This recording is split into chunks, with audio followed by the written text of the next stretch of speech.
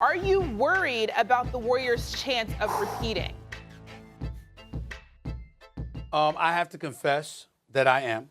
I'm concerned because they're the 27th ranked defense in the National Basketball Association. That is not something that we have customarily associated with the Golden State Warriors. What we have to, I think in this moment, we have to appreciate the fact that all of these years we've been talking about the greatness of the Splash Brothers and their shooting prowess and how potent this team was offensively. You know, even though we would mention it, we didn't give the due appreciation they deserve to what they did defensively. And now it's chickens coming home to roost, because let me tell you something, they can't stop a cold. They can't stop a cold. Now, up until recently, the starters were.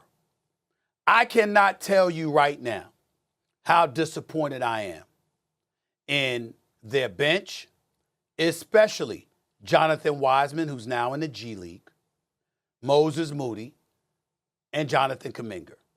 I understand they're not getting much playing time and all of this other stuff, but I believe in those three brothers. And when I sat up there and talked about how the Warriors are going to repeat again, it was predicated on the development of those young dudes, because the Golden State Warriors have been known and revered for how they've developed players, combined with the ascension of Klay Thompson. Now, I want to go here, and I need y'all to put Jay Williams on the screen, because I need to look at his face when I'm saying what I'm about to say about Klay Thompson. I have been on the record. Klay Thompson is one of the top 5 shooters of all time. He is a 4-time champion now. He is a future Hall of Famer, first ballot. He's had a spectacular career. Obviously, I'm saying all of this before his injury. Last year, he comes back. He's not nearly 100%. And he comes back, and even though he's not shooting great, had big moments, made some big shots, particularly in the postseason, and obviously made a valid contribution to their 4th championship. No problem with that. I was very disturbed at what I can only classify as a complete overreaction by Klay Thompson because of what Charles Barkley said a few weeks ago when Devin Booker was giving it to him and he got ejected. And the reason I say it was an overreaction, Klay Thompson, my brother, we all know you were hurt. Two big-time nasty injuries to overcome. We get that. Everybody knows that. And you absolutely right. Give you some time. Give you some time. You'll get it back. We understand that. But when you shoot 35% from the field, when you shoot 33% from three-point range, when you're a career 45% plus shooter from the field and a career 40+% shooter from three-point range, and those numbers have dropped precipitously, and there are questions as to whether or not you were really working on your game and revitalizing your game in the offseason because you just really wanted to get healthy and keep your legs fresh or whatever, there's going to be some questions, bro. I believe in Klay Thompson. I believe he's a Hall of Fame champion. You can't find a bigger fan of Klay Thompson than me. But he has got to step up. I would tend to believe that I don't think Klay Thompson will continue to shoot 30% from the three-point line on catch and shoot threes. I don't believe that either. He's still dictating the way the defenses guard him. He's still getting the same type of coverage. I think he'll eventually start to knock those shots down. But I do want to give an applaud to Stephen Curry, who I think is having the best season of his NBA career. Spectacular. So his unanimous MVP year at SA, he averaged 30 points per game, having a true shooting percentage of 67%. He is now averaging 33 points per game, a true shooting percentage of 70%, 50, 40, 90. They expected Klay to be better. They expected Wiseman to be ready. They expected Moody and Kuminga to be ready. So now that we see there's some question marks about that, it's a legitimate question to ask now. It wouldn't be fair to sit up there and say are you rebuilding or not, because that wasn't their attitude. Their attitude was, we're the reigning defending champions, and we believe we got a chance to repeat with our squad. They believed in their squad. You can't waste. You cannot waste Steph Curry playing like this. You can't take this for granted. You can't waste it. If you don't believe that these young brothers can be ready Hold on, Stephen. to help you repeat, I'm make a asking you. move. Do you believe that those young brothers, with what you've seen thus far, with their inefficiencies on the defensive end, do you believe that they could be ready to give them a 5th championship?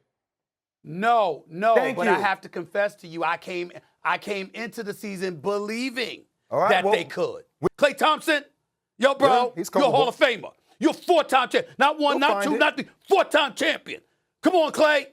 Come on, Klay. Enough. Definitely a lot Start to reminding figure these people who the hell you out are. West, for sure. This is a passionate time for Stephen. Come on, A. Klay. right now. Exactly. Jay Will, you're leaving us for a little Come bit. but on, you'll be man. back It's Klay to talk more Thompson. NBA later. It's Klay Thompson. If the Warriors want any chance to repeat, obviously Klay Thompson's got to be better. And he completely overreacted to the comments made by Charles Barkley. Barkley wasn't attacking Klay Thompson. All he said was, after those 2 really bad injuries, he's not the same guy. And Klay even agreed with him. Now I get it. If you're Klay, it's obviously bothering you that you're not your old self and you're not the same guy before those injuries. But taking it out on Charles Barkley for just pointing out the obvious seems like a huge overreaction to me. It's gonna take time, and no one said it's gonna be easy, but Charles Barkley was simply pointing out that you're not as capable as you were before those awful injuries, and I don't think any player would be. What Klay Thompson needs to realize is every time he steps on that court, he's being judged by his own greatness. He's being held to his own standard. So they're not going off of injured Klay, and we get that. He had to overcome that. But they're going off Klay Thompson, the 4-time champion. He was saying that to Devin Booker when Devin Booker got into it. I'm a 4-time champ. I do this. So Klay, if you want the respect of being a 4-time champ, you got to show up like one every single night. Even if it's not easy, even if you've gone through injuries, and most people wouldn't, you're Klay Thompson, you have that respect, so that comes along with it. If the team was winning, no one would care that Klay Thompson is struggling. We've seen it with Draymond Green. Draymond can have an awful playoff series, but the Warriors will win, and people will just ignore it. The problem is, the Warriors aren't winning, and Steph Curry is playing at his absolute best, so people are looking for someone to blame for the losses, and that's falling on Klay Thompson. Even though Kuminga's not performing, Wiseman's not performing, and many other players also aren't performing, they're not the 4-time champ. We saw this exact same thing with Paul George in the bubble. Kawhi Leonard was fresh off leading the Raptors to a championship the year before, and Paul George wasn't performing. So he took so much heat because his teammate was playing at his absolute best, but they weren't winning, and they needed someone to point the finger at. And look at Ben Simmons in Brooklyn. When KD and Kyrie were on the court and Ben Simmons wasn't performing, he took the bulk of the blame because he's supposed to be their 3rd All-Star. He has the 3rd most responsibility. But now that Kyrie's out, it's even gotten worse for Ben. Klay Thompson isn't alone here. If your star is performing and you're not, they're gonna put the blame on the guy with the 2nd most responsibility because they've set that bar, regardless of injuries. It's very simple for the Warriors. Either Klay Thompson plays like he's in 2016, or the young guys start performing. If they don't do one of those things, not only are they not going to be the champions, they might not even make the playoffs. But as always, I want to hear from you guys in the comment section down below. Do you think Klay Thompson can turn it around? And leave a like if you enjoyed this video, and subscribe for more NBA content just like this, and I'll see you in the next episode.